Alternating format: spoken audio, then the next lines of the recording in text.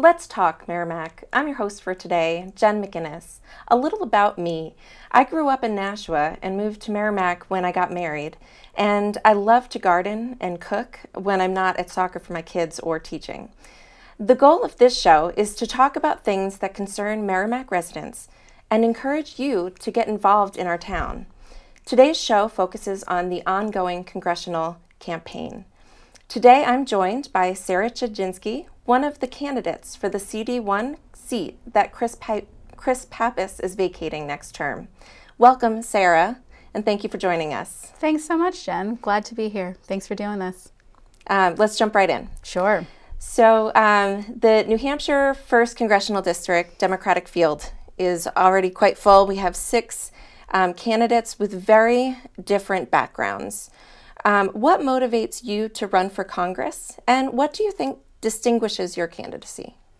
So when I was asked to consider running, the conversation was around my skill sets that I have built through showing up in Washington, D.C. As a pro bono volunteer, as a citizen of this state and this country, to roll my sleeves up and get the work done. And that conversation evolved into saying, you know what, Sarah, you really have the skill sets, you have the know-how, you've built the relationships to get the job done now, in this moment, when nothing is business as usual in Washington, D.C. And so I considered that because I had to step away from a lot of the work that I've been doing to run this race. I'm a mom of 3, nonprofit leader, also an educator. And so it was a big decision to say, okay, is there a way for us to win this? Is there a way for me to truly represent the people of New Hampshire and to offer myself in this way to fight for our country and to fight for our people? That's fantastic. And so let's talk about that nonprofit experience that you bring to this race. You've served as executive director at Italian and treasurer with the American Coalition for Ukraine. How have these experiences shaped the priorities you'll bring to Congress? So one of the reasons that I'm running at a federal level and not at a local or state level is because I have the national, federal, and international experience. And when I'm working with those communities, it has been building a nationwide coalition that has supported people in amplifying their voices, meeting with their congressional members, having a coordinated message. I've been drafting legislation at the federal level and coordinating with offices, both Republican and Democrat, to get things done now for the American people and for our best interests. And so the work that I've done in those national and international nonprofits has shown me just how important the people's voices are and just how much we can do when we come together with a coordinated message. Well, that leads me into a question that I'd love to hear your take on. There has been a lot of divisiveness, certainly amongst Americans, but also within our allies.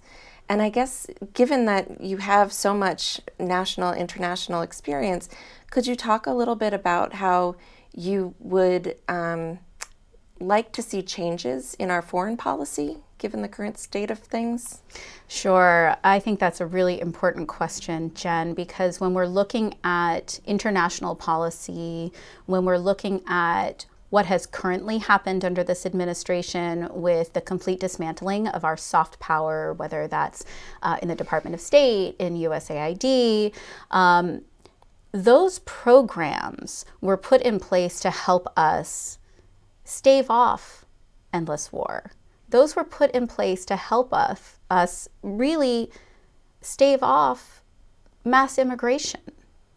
And so we need to rebuild. You know, one of the things that is so important to hold in our hearts right now is that while we are feeling like, very frankly, so many people feel like they have worked hard to build these programs. I know people that have been federal employees for decades, and it feels like you've set the table for a beautiful meal, and in one sweep, someone has come over and tipped the table over, and all of, the family heirloom dishes and all of the beautiful meal that you have worked to create is smashed on the floor. And in this moment, we actually have the ability to reflect and build and make the change that we want to see. We want change, right? We want accountability. We want to be effective and efficient in the programs that we have here and abroad. We can't act like we live in an isolated bubble. We don't. We live in an international world, and creating good policy around that is really important. So we have the ability now to reflect and rebuild, and it will take time, but we can do it. And that's the positive right now, is that there's only up and there's only forward. That's a fantastic perspective. Yeah. So I wanted to ask, you position your campaign as one rooted in movement building, and I think we've seen that in how you launched your campaign and the way you're approaching things rather than traditional partisan politics. How do you plan to bridge divides within the primary and unite voters once we get to a general election, if you're the nominee? Thank you, Jen. So kind of dovetailing off of what I just said, the work that we collectively need to do right now needs to be about the people. It needs to be people over politics, people over party, and people over profit. And when we start building legislation, when we stop getting into culture wars, when we start focusing on actual solutions, that's when we're doing our job. The government should make people's lives better, not make it harder. And that's what we need to be doing. And speaking to that and hearing what people are saying out on the campaign trail, this really hits home. I'm never going to convince someone to have the same beliefs that I have. And that's okay. That's the beauty of our country. But what we do need to do is we need to create solutions that meet the needs of our people. Absolutely. So thinking about people, you have talked about the big ugly bill, I think, and you've emphasized defending civil liberties and how the big ugly bill undermines the middle class. Could you describe legislation or policy that you might support to try to do that building that you're talking about? Absolutely. So, we're feeling the economic pressure here in New Hampshire. We certainly feel it across the nation, but we definitely feel it here in the Granite State. And there's a couple components to that. One is we absolutely need universal health care. Healthcare costs, whether it's in a school district or unions, or like for us, my husband works as a timber framer in a small business.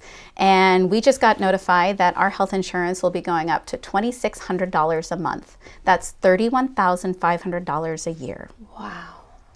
So this is hitting everybody. We're a working class family. That's a significant portion of our income.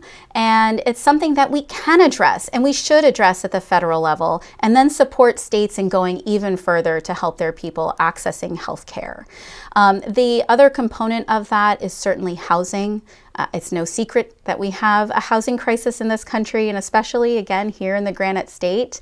And at the federal level, we have policy put in place already that needs to be evaluated and have loopholes closed on it. So private equity and other policy that is allowing corporations to go up and buy swaths of housing and then bring those prices up that make it completely unaffordable for people to live. And that's what needs to happen. New Hampshire is giving more and getting less. And at the federal level, we need to bring that support home so that we have equitable economics and fair and affordable housing and healthcare for all. I mean, this is very simple stuff that comes down to fundamental rights and functioning and being able to live everyday life here in the Granite State and across our nation. Absolutely, and it does seem like quite a few countries have figured it out, so maybe it's our turn. Yes, we have lots of reference points around the world to look at to say, okay, that works, that maybe doesn't work for us. We don't need to completely recreate the wheel. There are models and examples that we can look at and then bring those down to what actually will work here in our country, for our communities, and for our healthcare system. Absolutely. So you mentioned that there was a reason you're running for federal office instead of local or state office, and that experience informs your decision there. Could you talk a little bit, however, about how your campaign for the New Hampshire House in 2024, maybe what you've learned about the state, what lessons you learned from that campaign in looking back? Thank you, Jen. I think the key lesson is exactly what I have said, that really here in New Hampshire, we are such a wonderful state, rooted in our communities, rooted in our environment, rooted in the culture here. I joke that I'm a Harley riding, hunting Democrat, right? And that is the magic of New Hampshire. And that's why we love living here. We love that our kids get to grow up and run outside barefoot, and we enjoy everything from the lakes to the rivers to the ocean and the mountains. And so when I was campaigning, it was a very short campaign. I would encourage everyone to get involved with running a local campaign, to experience what that's like and be able to offer themselves to their communities in that way. Hearing what people are saying, what mattered to them, is why I'm running at the federal level. Because we need to stop the bleeding at the federal level to bring that support back home here to New Hampshire. And I have that experience to offer in this fight right now, and that's how I can be of service to our state and our nation. Fantastic. I am curious, you've been very vocal about defending democracy, civil liberties. These sound so fundamental, it almost seems silly to bring up. But that is the way of things right now. How would you work with colleagues in Congress? Thoughts on how you would work with both Democratic and Republican colleagues to guard against what we're seeing as authoritarian trends, and also to protect voting rights, which is on the mind of many of us. Many of us. Yes, that's a good way to put it. It's on the mind of many of us. And again, I think what we're seeing here, Jen, is not Republican or Democrat, right? It's about people. It is about upholding our Constitution as being okay with the fact that we don't have to agree on everything, but we need to have forward progress. We need to have policy in place that are solutions that actually support the people. And something that informs me significantly is the fact that I am a Holocaust descendant. I have literally stood on the edge of the grave that my grandmother was forced to dig for herself under Nazi order. Having worked with my colleagues in Ukraine, I know how quickly things can change in a political climate and here on the ground. And so this informs everything that I'm doing. And over the last couple years, I've already been working with Republicans and Democrats alike. I've already been building legislation and working with those offices to get it passed in a bipartisan manner. You know, their staff know me, the members know me. And again, we don't have to agree on everything. We're not going to. But we need to be able to come to the table to actually do the work for the American people. That's what the job is. And that's quite a simple idea. And yet we sit here while the government is shut down because we can't seem to do that in Washington. Yep. How frustrating. So so I hear you say you're going to bring that experience to DC. Absolutely. Yeah. And I think just like you said right now, Jen, with what we're seeing in DC, we need more of the good Republicans to stand up and speak out. Because when it comes down to healthcare, which is what is being discussed right now, that is something that across the board, the general public, the American people support. This should not be an arguing point. Absolutely. So as someone who's worked behind the scenes a long time, in nonprofits, in education, in legislation, and all of this that you're describing in Washington, what would you describe your leadership style as? And how does that transfer into being an effective legislator? So really, we should have my team up here to answer that question. But that's exactly it. We're a team. Yes, I'm the leader. Yes, I'm being the spear to break through things. But we really need to work together as a coalition and as a team. And that's across the board right now. It really is the future of our nation that is at stake here. And I'll say it again and again, this is not Democrat or Republican. This is about people. This is about the fundamental values that we hold near and dear. This is about the freedoms that we uphold here in the Granite State. Live free or die, right? We value freedom, and we're seeing those freedoms being taken away, being restricted. And so my leadership really is about bringing multiple voices to the table and finding solutions to work for everyone. If we think about the everyday New Hampshire resident, certainly cost of living comes to mind. And I know your campaign has talked about speaking for working Granite State families, and they're being hit particularly hard. What kinds of policies do you see the federal government taking that will help working families across the state, whether it be seniors or young families or young adults just starting out? Yeah, so I think we hit it a little bit earlier in terms of healthcare, which is a major expense, equitable, affordable housing, which really helps young families and seniors. They need to be able to live and live comfortably. We need an economy that supports people coming into this state. Right now, people can't afford to live in our state. I can't afford to live in this state given the $2,600 healthcare bill that I'm about to get. And I'm looking forward to making those changes so families like mine can live here, enjoy the state, contribute to the economy here in New Hampshire. I think about what we're seeing right now with the government shutdown. And one of my concerns has been that this was a big push from the Democratic base, and we are seeing some of our most vulnerable people that are now being hit by this, with WIC and other programs not being able to make ends meet, even with contributions that are coming from previously set aside funds, not from this administration.